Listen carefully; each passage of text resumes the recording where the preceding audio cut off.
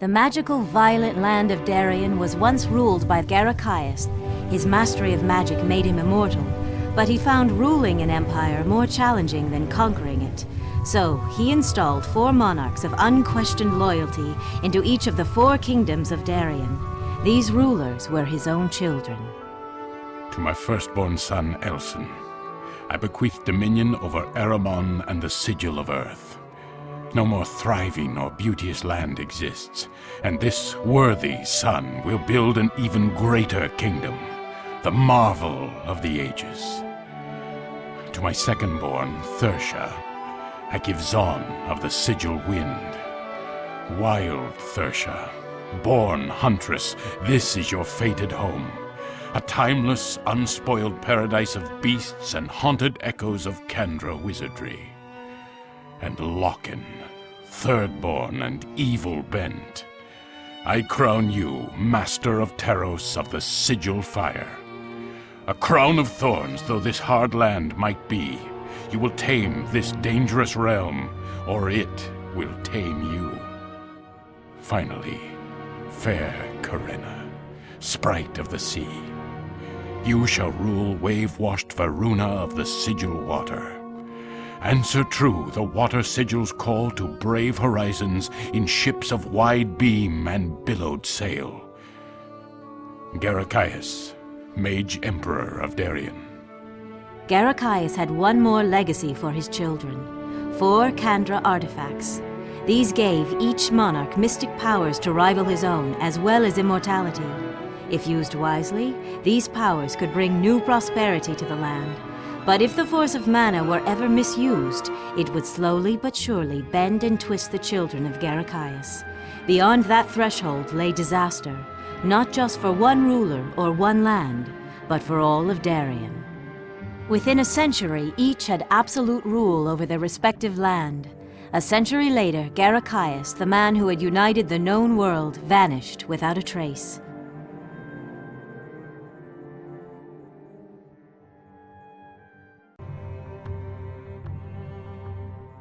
For 1,500 years after the Mage Emperor's disappearance, the 4 kingdoms of Darien saw skirmishes and warfare, terrorism and piracy.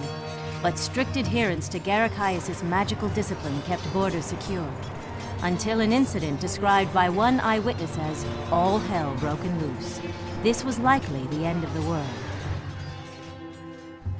In the kingdom of Eramon, Emin the messenger approached the town of Abiad, accompanied by a small band of soldiers he encountered on the road. What happened next would send shockwaves through the whole of Eramon. In a letter to his wife, Emin would write of this: "I could hardly have anticipated the unholy holocaust that was Abiad."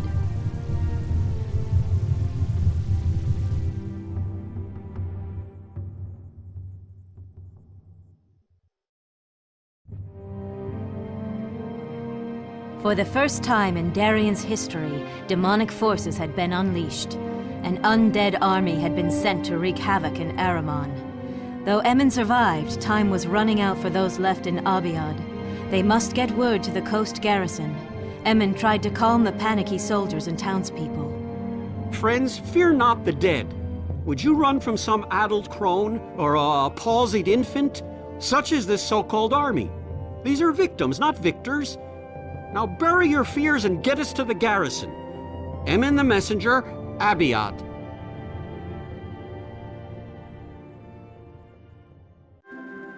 From the walls of the garrison, Emin sent word of the invading horrors to the Lord Commander of the Eastern Realm, who concluded an ancient prophecy had come to pass. He wrote to King Elson.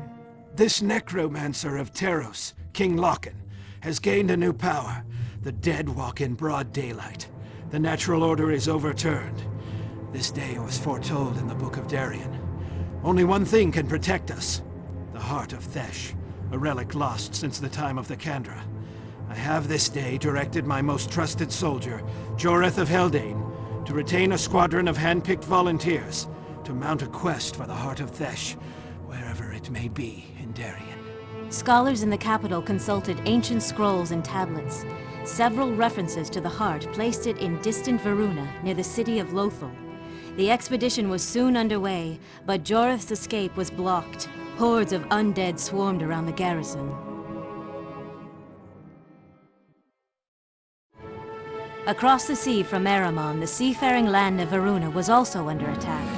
The assailants were monsters of a size and nature never seen before. Behind these attacks was Zon, a land of mystery ruled by Thirsha, the huntress. This was no random event. It was Zon's task to drive a wedge between two allies, Eramon and Varuna. Keeping the two powers separated was essential for the invasion of Eramon to succeed. Creatures of the air descended on Varuna like angry bolts from a thunderhead.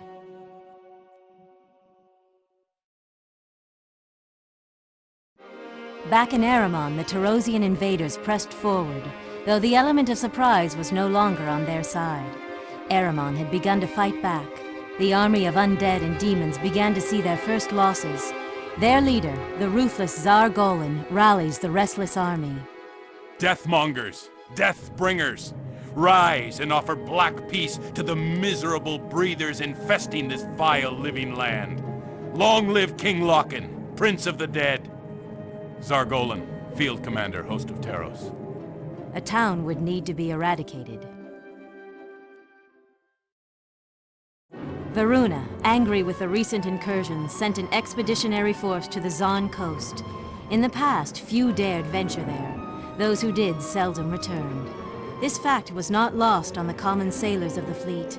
A Varunan sailor wrote in his log. The coast of Zon came up and we saw some flying beasties that scared some of the younger men. Ailea's beard, not a one of us like this place.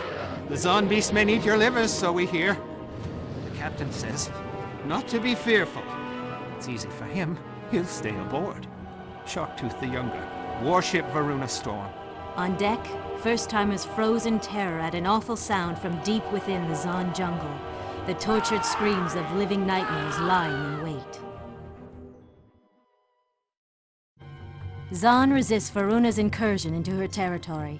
As was the custom before any significant battle, a Zon shaman chiseled this totem glyph.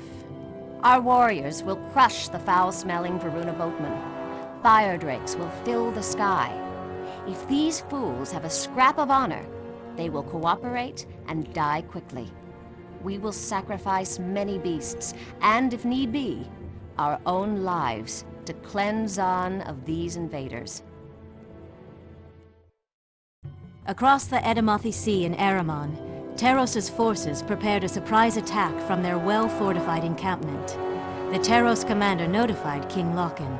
The necessary defenses are in place. This land is disgustingly soft and filled with life. I hate the cloying, almost sickly, sweet smell of the very air in this absurd land. I anticipate nothing stopping our progress toward the capital. A swift cut to the heart will rid us of these self-righteous sons of Eramon. I expect victory to be sudden and without mercy. Tsar Golan, Field Commander, Host of Taros. Taros learns of a devastating secret weapon the Alchemist Guild is developing for Eramon. King Loken was adamant that the invasion force take swift action. We direct our personal assassin, Mirazi Heket, to seek out the Lord High Alchemist in the Kingdom of Eramon with pointed direction to his demise. I have sent an object you may find of some use, a ring of invisibility. O Belial, God of the Void, bring painful death to our enemies. Loken, Necromancer of Taros. The nightmare legions of Taros continue to take their toll on Eramon. There appears to be nothing that can stop Loken's hellish menagerie from beyond the grave. Taros appears invincible now and seeks a swift conclusion. Our senior warlocks have determined that a monument dedicated to Belial, built in the proper location, will provide final, certain victory for our unholy quest. Greymandros, Wizard of Taros. But Eramon would meet this heretical construction on their sacred ground with a fevered resistance. On the beleaguered Eramon side, welcome news of hope. From atop the gates of Caeluan, King Elson himself shouted out the good news to the anxious throng below. Men of Eramon, rejoice! A mage weapon to win all wars is now ours. The Aether's fury has been tamed, and the reins to control it are now in our grateful hands. Citizens, even as the monsters of Taros darken Kiran's basin, our forces await them with savage new instruments of destruction. We are saved. Elson, Mage King of Aramon. Aramon had discovered gunpowder. Across the Sea of Manaan in Varuna, Jorith and his band from Aramon continued their quest for the heart of Fesh. The difficulties mounted. The city of Lothal was already under attack by both Zon and Taros. We must commandeer a tight new ship and supplies to continue. But having found Lothal under attack by beasties, we are hard-pressed to avoid trouble. Madness and disease has spread into the surrounding countryside. Smoke from the many bonfires of corpses has sickened my men. We must reach the relative safety of the city walls before nightfall, or this quest is over. Jorith of Haldane. Over on the island kingdom of Varuna, beasts from Zon were wreaking more havoc, but the hardy seafaring kingdom was ready to fight back. Zond fire drakes and other monsters continue to assault shipping lanes and harass coastal villages, despite best efforts. Recommend construction of shipyards and warships sufficient to launch assault on nearby island. I shall lead it myself, with pleasure. It's time to teach these unwelcome guests some manners. Solon Rix, Commodore, Varunan Navy. A mysterious roiling of the ocean and skies around Varuna indicated a large group of Zon beasts were headed for the bay north of Lendra. This would be a critical area for the defense of their capital and their kingdom. Commodore Rix was unimpressed. The commoners see avenging serpents of doom foretold by legend. Every bravo who ever cheated at cards thinks he brought this calamity upon the nation. I see overgrown carp and canaries. Food for cats. These creatures will soon be paraded through our streets. Aramon has shared its revolutionary weapon with Varuna. In secret shipyards on the Isle of Athri, new warships are bristling with state-of-the-art armaments. I have this day reviewed our magnificent new fleet. Varunan shipbuilders have fashioned such exquisite and glorious nautical juggernauts, such as to leave one without speech. A contingent of our sailors, having just arrived from Mahari, was caused to go silent in awe, then break out in great shouts and acclaim. The docks are still ringing with celebration. Lord Iljatha, Aramon Fleet Commandant, Varunan Theater. Mighty man of wars, battle barges, trebuchet ships, all were ready to force Zon from the beleaguered shores of Varuna once and for all. Varuna and Aramon, in a mood for revenge, have brought their warships to the shore of Zon, but they have no intention of stopping there. A lone nomadic hunter from Zon, Mishana, encounters a Varunan base under construction. There was little time to warn his people. Varuna would spill into the interior within days if they were not stopped now. This puts their monarch, Queen Thirsha, at risk. With his fine tracking skills and a little luck, he seeks the lair of the stone giants. A lone hunter stood no chance against the armored invaders, but with the legendary stone giant at his side, there was hope. Only these walking towers of animated stone could withstand the Varunans' weapons and buy more time for Zon. The victory celebration was short-lived. Varuna remained highly resistant to Zon's attacks and began to arrive in greater numbers. It was clear that the smaller skirmishes and engagements were over. The war had now begun in earnest. Zon no longer fought to terrorize simple sailors. They now fought for their very existence. A war council of Zon chiefs is stunned by the appearance of Queen Thirsha. She was rarely seen outside the hidden city of Ulasem. No outsider had seen her for almost 1,000 years. She had transformed over the centuries into something less than human, but more than animal. To outsiders, she was a mystery, a near-legendary figure never seen by civilized eyes. To the Zon, she was no less than a goddess.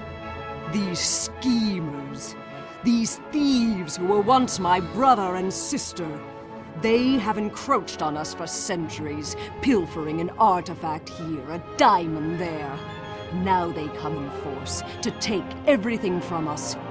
We must fight like never before, not as scattered tribes and creatures, but as one mind, one hand, one sword. Thersha, Huntress of Zon. The jungle orcs were thirsty for Varunan blood. Zon had taken its toll on the weary Varunans. Back at the floating camp, plans were being laid to reclaim a beachhead on Zon. It is shameful for a son of Varuna to say this, but our army needs land beneath its feet. Our only hope is in establishing a new foothold on this dank-fetid continent. The new ships have been promised for weeks, yet the weather delays them again and again. We will never take the great target Terros without them, nor will we leave Zon alive. Lear, send us calm seas soon. Sullen Rix, Commodore, Varunan Navy. Finally, the magnificent ships of doom, as Commodore Rix of Varuna called them, arrived. These gunpowder-fueled death machines, the trebuchet, the man of war, shall take us straight through the straits of Geryon, clear to a landing south of Elam. The capital of Terros is thus within our grasp. With ships such as these, Zon will pose no threat. And King Lochen, we hear the roar of these mighty guns all the way from his precarious throne. Solon Rix, Commodore, Varunan Navy. The island of Zakum in the Sea of Tapas seems a perfect staging area for a Varunan invasion of the Taros mainland. However, Varunan spotters in observation balloons detect large concentrations of Tarosian troops. The Commodore's response? Target practice. In the Taros camp, the Aramon prisoners had been subjected to sacrifice and torture, all under the direction of Baron Lamar, the Butcher of Zakum. With the camp liberated, a great cry for revenge was heard, both from the former inmates and the horrified invaders. We had seen some terrible things. Not one of us would shrink from killing the Baron with bare hands, given the chance. Khan Fix, soldier of Aramon. Across the island, the Baron is barricaded in his fortress, intent on escaping the vengeance of his former prisoners. Back in the Kingdom of Zon, the quest for the Heart of Thesh has led Jorith to the ancient Kandra ruins of Lehun. The smoke of battle was still in the air. I encountered many dead and battle wreckage, catapults and other battle engines of some use. Also sundry monsters of a size and type to be avoided at all costs. Jorith was approaching a terrible discovery, the key to the Heart of Thesh mystery. The best hope for Aramon and Varuna was gone, and their worst fear was realized. As a skilled sorcerer, Lochen was also aware of the prophecy surrounding the Heart of Thesh. Like Jorith, his agents, both magical and mundane, had been scouring Darien for months in search of the heart. Scant hours ahead of Jorith's arrival in Lehun, their quest met with success. Lochen now possessed the Heart of Thesh. Without it, the demons and undead afflicting Darien could never be sent back to their dark netherworld. Jorith writes to the Lord Commander. Time is short, and I cannot await your counsel. If we are to recover the heart, we must proceed directly to Terros. There I will divine where the necromancer has hidden the thing. I will take it from his bony hands directly if need be. Jorith of Haldane. Across Vanir's breach from Zon, Aramon had been betrayed by one of its own. Lord Buriash allied with Taros and allowed a massive force to enter via his province. His price? The crown of Aramon once the invasion was complete. House Buriash had once ruled Aramon, and with this alliance it hoped to regain its lost glory. Even his own soldiers were astonished at the boldness of this move. I never seen such an army as we had. Quick corpses and banshee beasts joined up with traitors and all manner of lost bastards. Towns were not taken, more like eaten. There's no doubting that the Buriash will put us back on top before the year is out. With the Tarosian Black Knight and Dark Hand, not to mention the earth-based spells from his acolytes of Anu, the traitorous Buriash sweeps across Aramon unchecked like a poisoned wind from hell. The Buriash-Lochen Alliance army plunged forward without sleep or mercy. Their target was the holy seat of Narmer and the splendorous temple of Anu. The ancient temple before us represents an evil past, and the old fearful ways of Ilsen, that must die for us to live. Join me in my quest for a new, stronger Aramon, where the gift of mana is enjoyed by all, not just a distant, immortal king. We are the future. We are the brave new order. Lord Buriash, Salvatore of Aramon. Narmer seemed helpless to resist the forces engulfing it. The two sides seemed to have a knife poised at each other's throats. Back in Taros, Aramon's invasion is proceeding to plan. Under the leadership of young Lord Durnhest, preparations are being made for the siege of Shekelesh. We are all afraid at night. The enemy creatures make such odd noises. We have lost several of my troop to desertion. It is not a land fit for humans. The first order of business was the pacification of the surrounding countryside. Durnhest's army mounted a massive offensive to rid the area of opposition. Young Durnhest presses on post-haste toward the key city of Shekelesh. The campaign continued smoothly as the Tarosians scatter in the wake of Aramon's advance. Outriders and scouts report puzzling activity in the enemy camp. This lock-in, the Grave Disturber, makes a strange general. I pressed on a league or so ahead of our main force and infiltrated a zombie contingent by adopting like garb and manner. If the soldiers of Aramon appeared in a place, we were instructed to quickly leave, giving the invaders free rein. Unknown, spy of Aramon. Lordling Durnhest was disappointed at the ease of conquest the scattered zombie forces of Taros presented. This great military undertaking, he complained, has been just that. Bury the dead, bury the dead. These words would soon prove to have two meanings.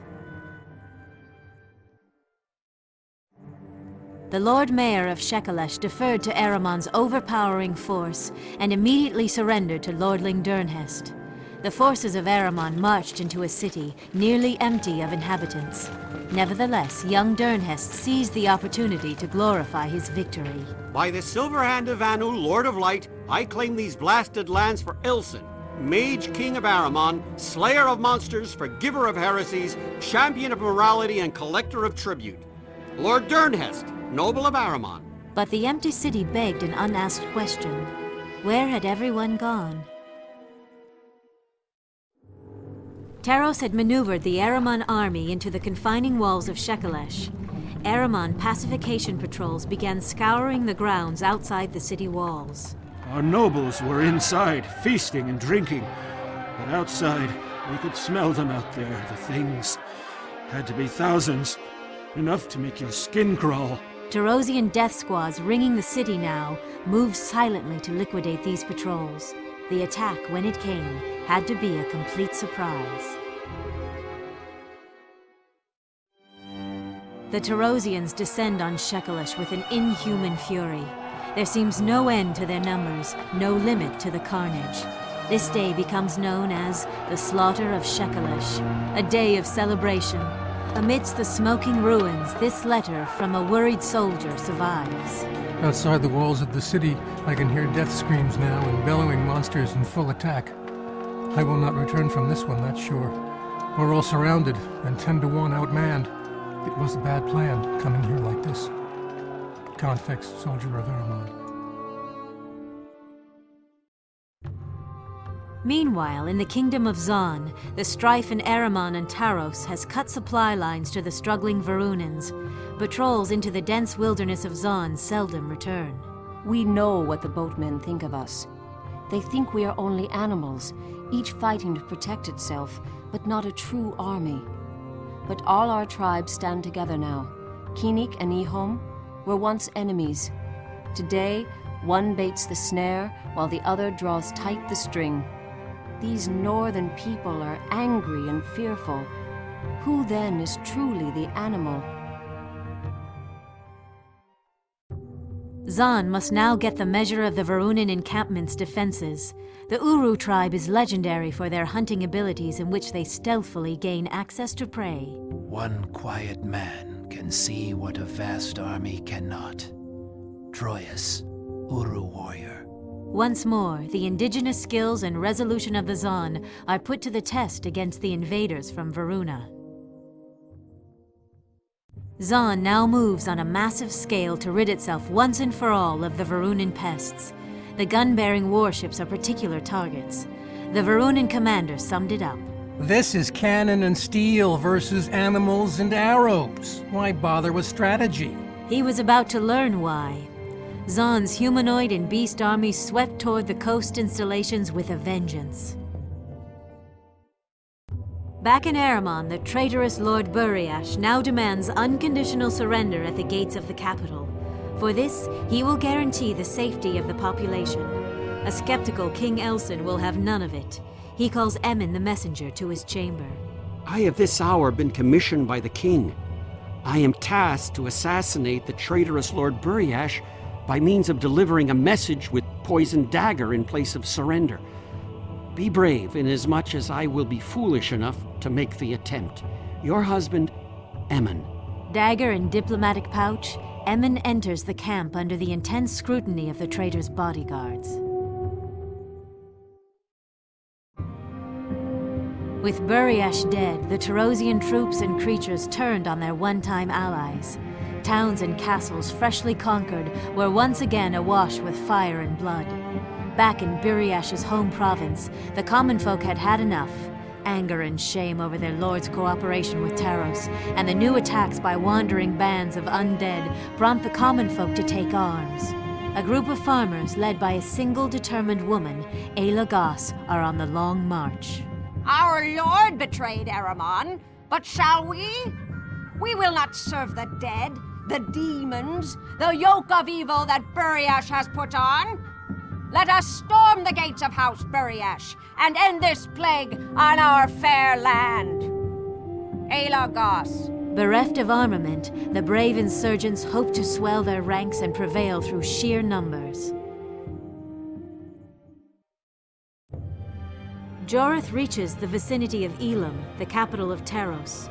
Through stealth and interrogation of a captive zealot trooper, he discovers the heart of Thesh is kept in a heavily guarded compound outside the city walls. This is the Temple of Belial. The objective is to penetrate the temple's perimeter by means of stealth, as confrontation would prove folly. Once inside, we may have a fair measure of battle. Jorith of Haldane.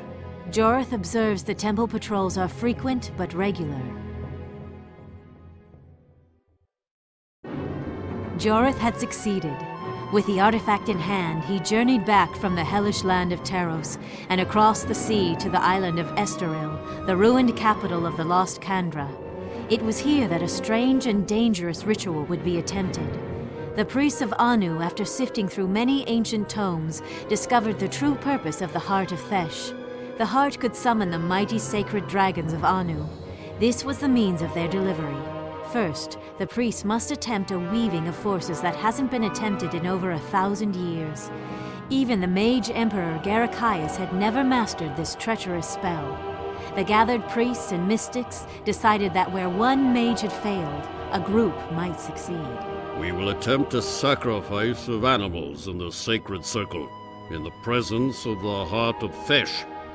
If we fail, our universe is forever in the hands of darkness. Dumago, High Priest of Anu. The sacred dragons, summoned by the Heart of Thesh, begin to free Eramon from the black grip of Taros forever. The dragons of Anu carry on their splendorous wings the soaring hopes of good men everywhere. And where their shadows cast out our enemies, and favor fair Eramon to a kinder destiny than Logan's black rule. Dumago, High Priest of Anu. No one had ever seen dragons fighting on the side of righteousness before. The forces of Taros scattered in terror.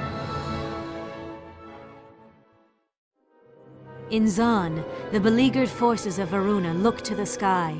At first they are terrified, thinking a new monster has arrived to decimate them. Then they hear a collective wail from the surrounding beasts and hunters. As if by instinct, the Zon know the great flying creatures have come for them. They will remember this day for generations in song and hushed stories around their fires. The dragons of Anu descend, burning their way into history. The dragons, the uprising in Eramon, and Elsin's appearance on the battlefield has tipped the scales of battle in favor of the Eramon-Varuna alliance.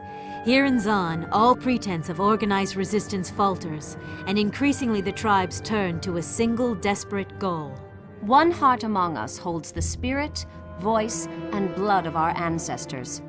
All tribes of Zon must be as roots of one tree, and protect Queen Thersha, as Tammuz, goddess of the hunt, protects us all. Zon, tribal leader. The Zon forces collapse around Queen Thersha's royal standard and slowly retreat back into the jungle. The taste of war had soured. Their only goal now was to protect their queen and vanish into the enfolding safety of Zon's interior. Varunan aerial spotters are keeping close watch on the escaping Zon forces, allowing ambushes to be set for them in clearings. As the Zon warriors protecting the Huntress make for the Haemus Mountains, they hope to snare Varunans in their own deadly traps. The battle to protect the Queen grows more fierce. Eramon and Varuna sweep across Darien. The remaining undead in Eramon are quickly dispatched. The few fanatics still loyal to Buriash are captured and soon put to work rebuilding the cities they had helped to destroy. Zon is in retreat, and Varuna is once again in control of the sea. One final obstacle remains. Loken, the necromancer, king of Taros, is waiting behind the walls of his capital, Elam. As the siege begins, Loken's chief sorcerer, Delos, passes a cryptic order to his elite squad of wizards. Our master has commanded us to convey this precious cargo away from danger. Your lives, the very living essence of each of you, is as nothing to the safety of this. Delos, chief sorcerer to Loken. A curious band of warriors, expert mages, and their beastly minions prepare for the smuggling of a mysterious bottle right through the iron grip of Elsin's army. The leaders of the allied forces of Eramon and Varuna fear that Loken has escaped their noose, but sorcerers divine his presence still within the city of Elam, and so the noose draws even tighter. The walls of the city must be breached. The combined forces of Eramon and Varuna hold the land and passes near the coast, and it is up to the escort carrying Loken's precious secret cargo to find a way through the enemy lines.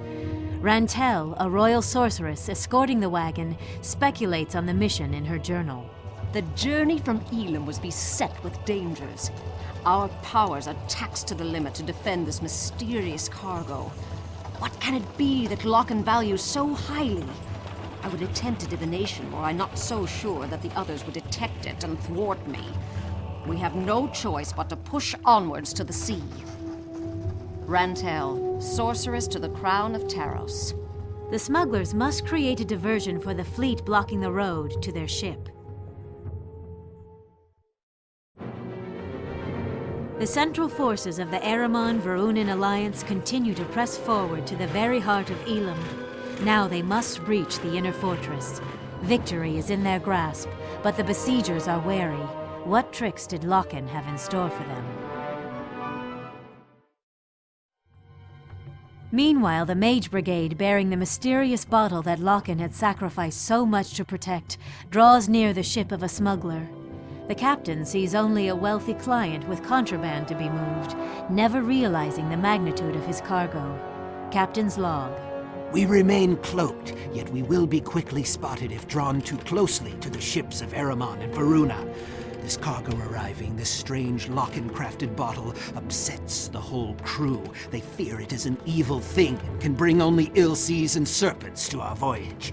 Even our destination is unknown. The bottle is to hold that key as well. Captain Belden, RTS, Sea Shadow.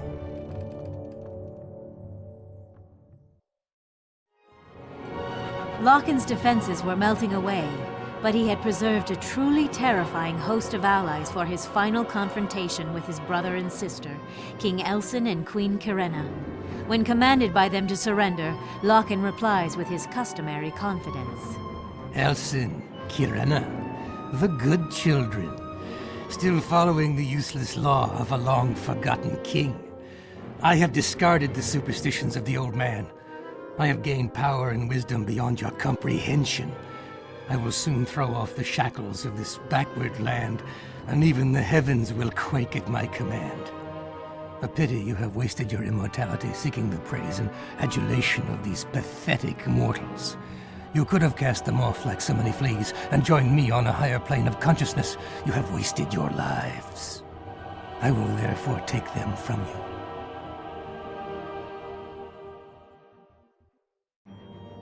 Word got round that the necromancer was dead. That set off such drinking and carousing we'll never see the equal. Men like me with a home and wife just started back, for there was no more army or need of one. I saw some undead returning to the ground. Looks like the fight has gone out of them. I don't figure on going to the next war. Confix, soldier of Aramon. When the fleet returned to the harbor at Lindra, it seemed that all Varuna was there to welcome us home. Banners were hung on every wall. People filled every rooftop and pier.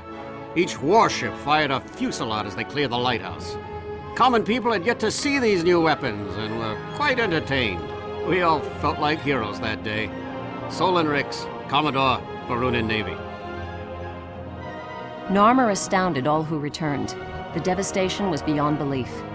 It seemed no two bricks previously joined had remained together. Yet there in the rubble were bedraggled shopkeepers with their wares on makeshift tables. Two alchemists sat on a toppled statue arguing about chemicals and compounds. We people of Aramon are tough. A battalion of mage masons are soon to arrive. Hope has returned to Narmer. Andra Hokaran, historian of Narmer. 1,500 years of strife amongst the four monarchs concludes with the triumph of righteousness. The criers shout this from every rampart in every kingdom. Celebratory bonfires line every shore from Lendra to Gwillian. The heroic dead are mourned, and that which was broken is repaired. Taros is now called Taros Freeland. Its surviving peoples, scattered by war and calamity, begin to return. Life would never be soft in that harsh, forbidding land, but with the shadow of Lochen lifted and his demonic minions fled, the land will heal. Life begins anew.